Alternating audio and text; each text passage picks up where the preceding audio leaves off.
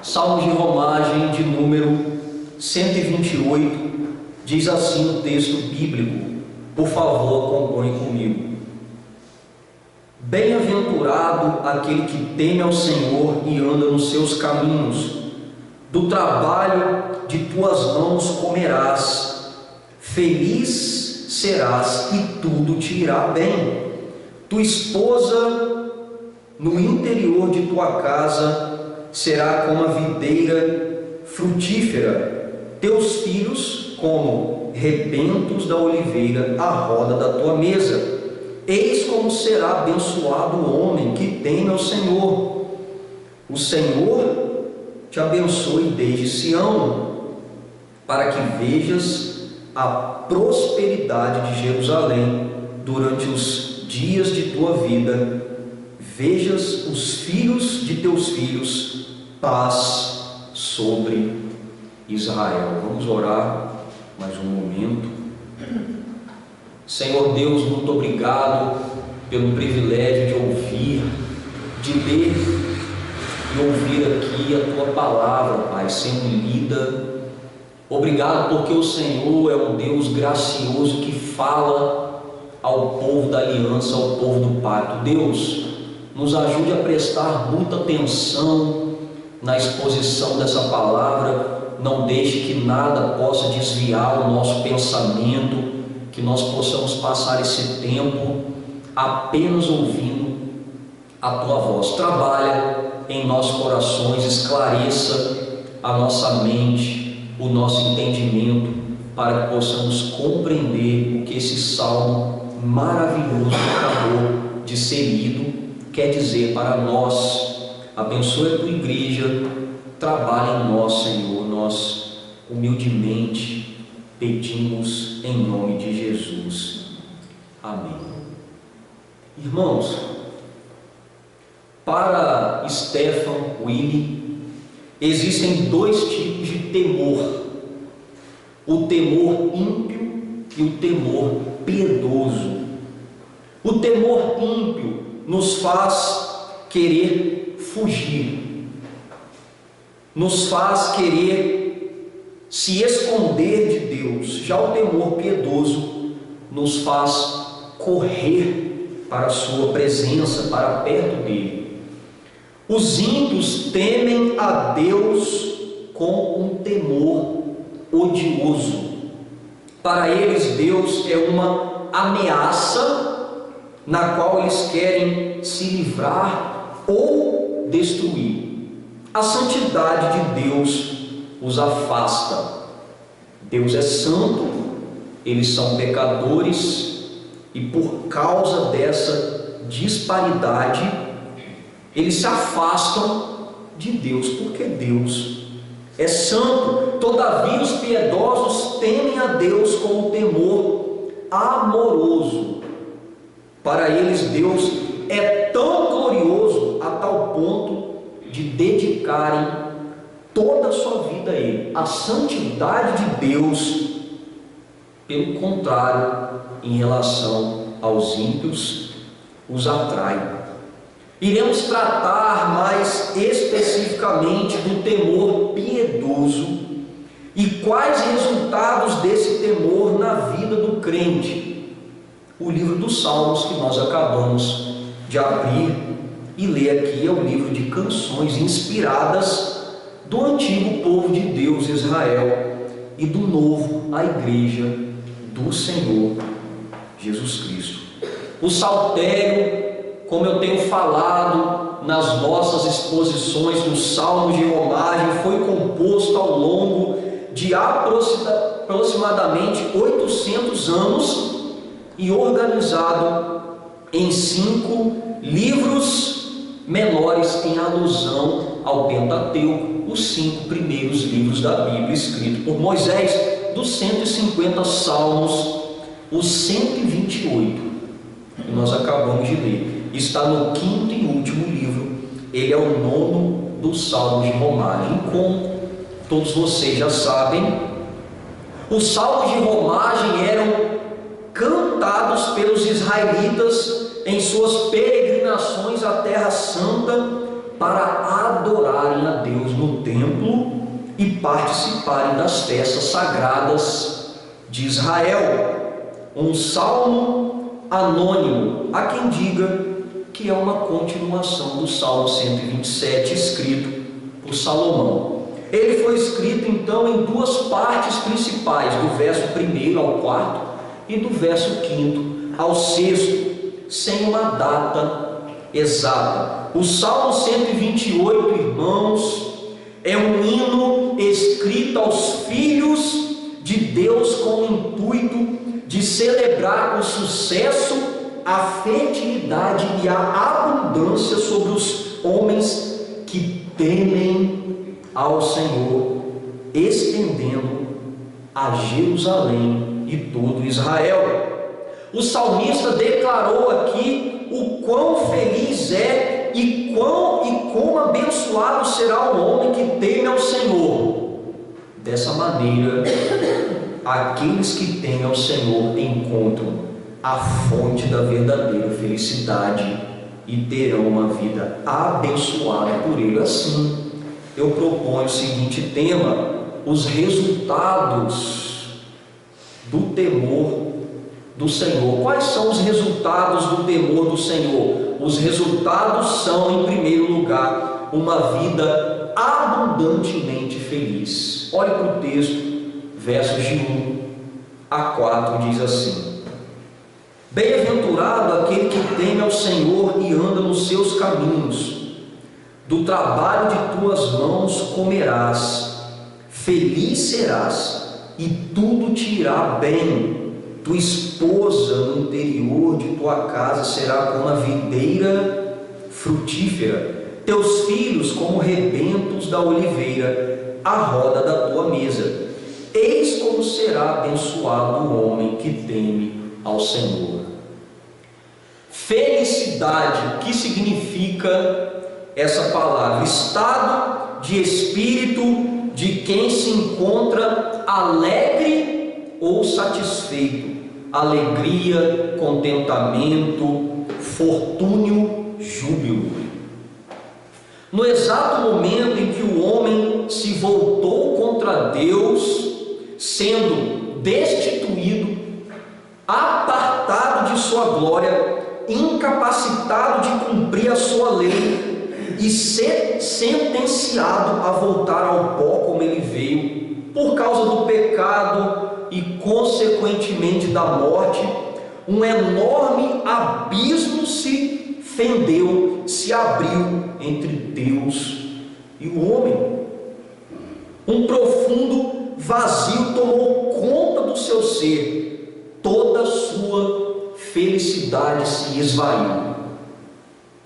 Daí nada, absolutamente nada, foi capaz de preencher esse vazio e saciar a alma humana. Isso porque ela é espiritual e as coisas materiais não conseguem satisfazê-la.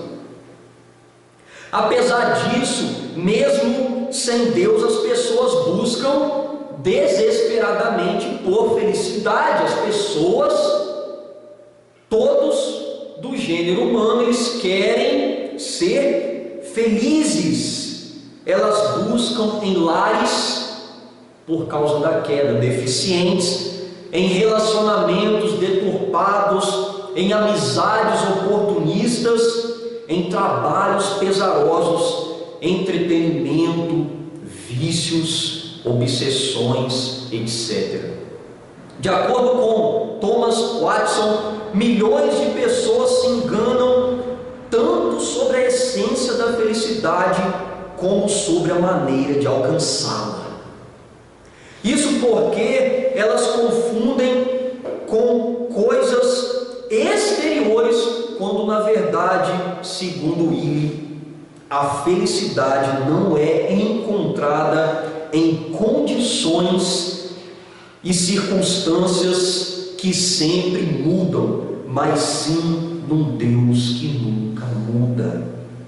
É por isso que o salmista, já no verso 1, inicia o texto com uma declaração conclusiva. Todo o salmo se resume no verso 1. teme ao Senhor e anda nos seus caminhos. Ele diz que aquele que teme ao Senhor, o que é temer ao Senhor? É amá-lo de maneira respeitosa, amar respeitosamente, e anda nos seus caminhos. O que é andar nos caminhos do Senhor? Obedece a sua lei e faz a sua vontade. Esse homem é feliz, temente, que faz a vontade de Deus, como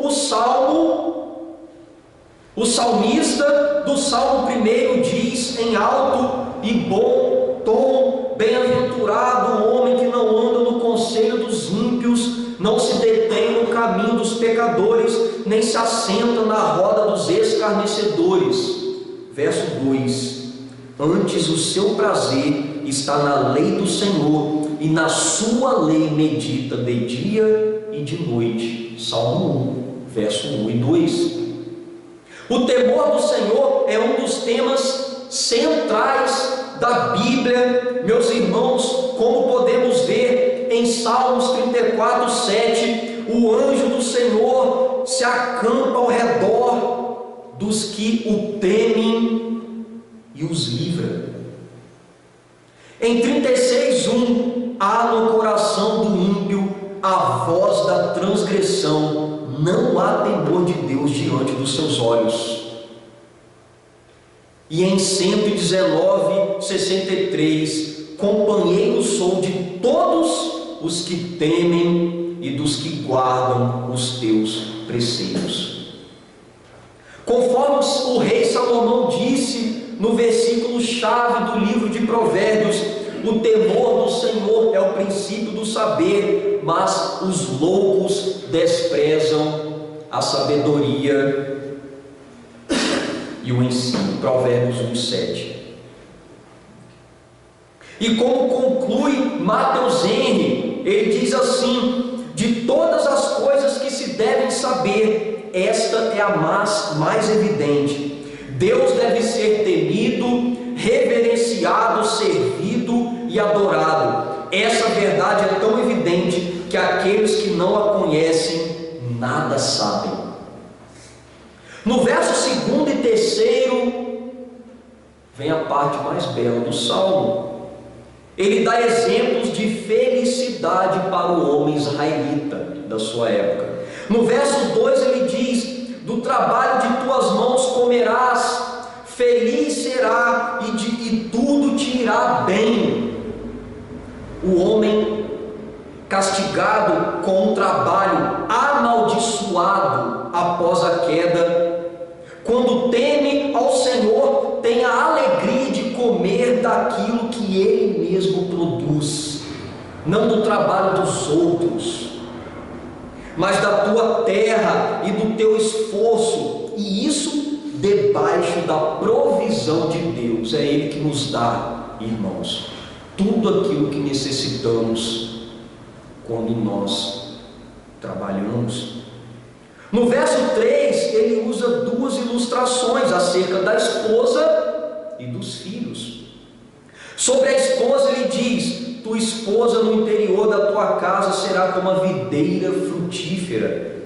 Aqui o castigo sobre a mulher após a queda no Éden, de que o seu desejo seria contra do seu marido, sofre sinais de reversão.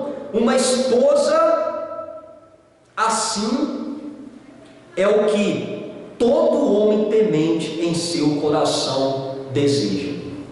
Uma esposa formosa, que cuide bem dele, da casa dos filhos, que tudo provê para a felicidade da família. Aqui ela é comparada como uma videira, símbolo de fertilidade, uma bênção inestimável, como diz Salomão. A casa e os bens vêm com a herança dos pais, mas do Senhor a esposa prudente. Provérbios 19, 14. E não como a mulher infiel, cujos pés não param em casa, segundo Provérbios 7, 11.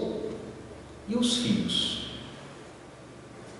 Já os filhos são comparados a rebentos da oliveira em torno da mesa.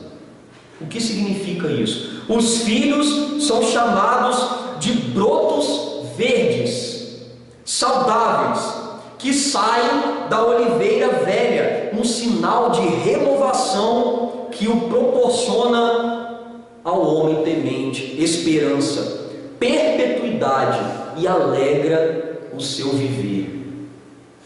Uma cena linda dentro da casa do homem israelita, uma esposa temente ao Senhor, que o ama, e as crianças se divertindo em volta da mesa. Era tudo que o homem israelita queria: tirar o seu sustento da terra, carne, mel, leite, alimentos, verduras, e ter uma casa abençoada e feliz. Com o quê? Com a esposa e com os filhos. E no verso 4 ele reitera o verso 1 com uma promessa: eis como será abençoado o homem que teme ao Senhor.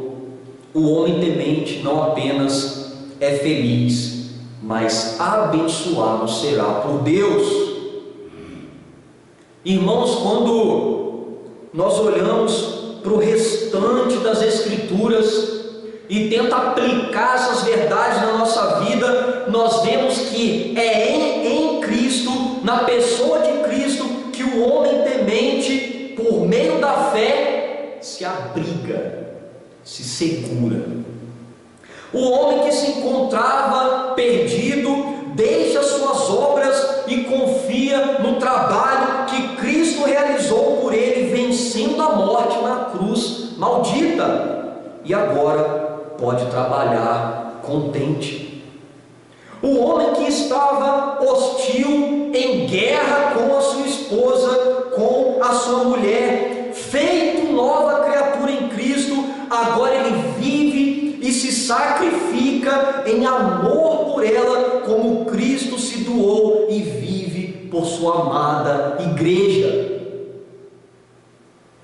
O homem que estava fadado à morte e ao fracasso, em Cristo tem esperança de ter filhos santos, que possam continuar uma linhagem santa sobre a face da terra. Olha que coisa maravilhosa, olha o que Cristo faz na vida do homem. Apesar do temor produzir uma vida abundantemente feliz, quando tememos a Deus e sua santa ira, correndo para Cristo, é bom deixar claro que esses resultados não são matemáticos. Em que aspecto, pastor? Existem planos divinos e circunstâncias da vida que podem nos surpreender. O fato da palavra estar dizendo que o homem temente será bem-aventurado, feliz, não nos isenta de sermos acometidos por grandes provações, tribulações e sofrimentos. O que o texto quer também nos ensinar é que os tementes, mesmo em dor e tristeza, encontrarão uma fonte de felicidade permanente e que serão capazes de enfrentar com o Senhor quaisquer situações até o alívio vindouro, quando o Senhor retornar e a sua igreja ser arrebatada até os céus e os crentes glorificados em Cristo. Além de uma vida abundantemente feliz, quais são os resultados do temor do Senhor? Em segundo lugar, os resultados do temor do Senhor são a bênção corrente sobre nós. Olhe para a sua Bíblia, versos 5 e 6 diz assim: o Senhor te abençoe desde Sião, para que veja a prosperidade de Jerusalém durante os dias de tua vida. Veja os filhos de teus filhos paz sobre Israel. O salmista começa no verso 5 com uma oração. Ele começa a orar aqui, uma bênção pronunciada sobre o adorador temente a Deus em Jerusalém. Ele veio, esse adorador, em peregrinação, e agora o sacerdote ora pelas bênçãos do Senhor, para que as mesmas lhe corram de Sião. Devemos lembrar que Sião é o monte no qual abrigava o templo e a presença de Deus. Quando ele diz, o Senhor te abençoe desde Sião, ele quer dizer que lá do monte Sião, da presença de Deus, o Senhor o abençoe. E mais, lhe abençoe para que vejas a prosperidade de Jerusalém durante os dias da tua vida.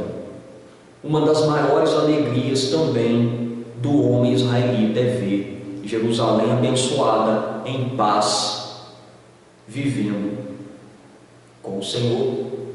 Parte da alegria dos israelitas devotos consistia em verem eles a prosperidade contínua de Jerusalém e também vida longa na terra prometida.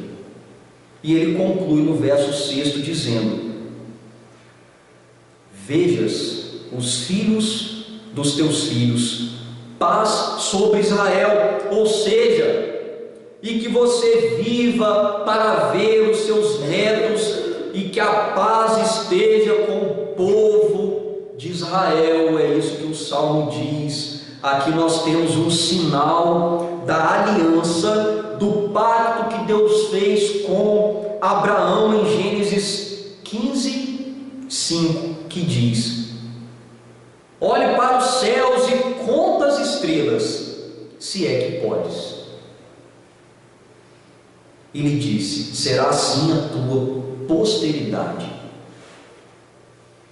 E em 17:2 diz: farei uma aliança entre mim e ti, e te multiplicarei extraordinariamente. Um sinal da bênção que provém da aliança, a bênção decretada ao temente, e todo Israel foi de prosperidade contínua, relacionamento seguro com Deus, existência nacional garantida e vida longa, vendo a posteridade, a sua posteridade, filhos, netos, na presença do Senhor. Irmãos, é na pessoa de Cristo que o temente recebe a bênção do Pai, como disse o apóstolo Paulo: bendito Deus Pai e nosso Senhor Jesus Cristo, que nos tem abençoado com toda sorte de bênçãos espirituais nas regiões celestiais em Cristo. Efésios 1:3. É no corpo de sua igreja que nós aprendemos a temer a Deus e encontrar uma fonte inesgotável da felicidade em Cristo e em comunhão com o seu povo na igreja.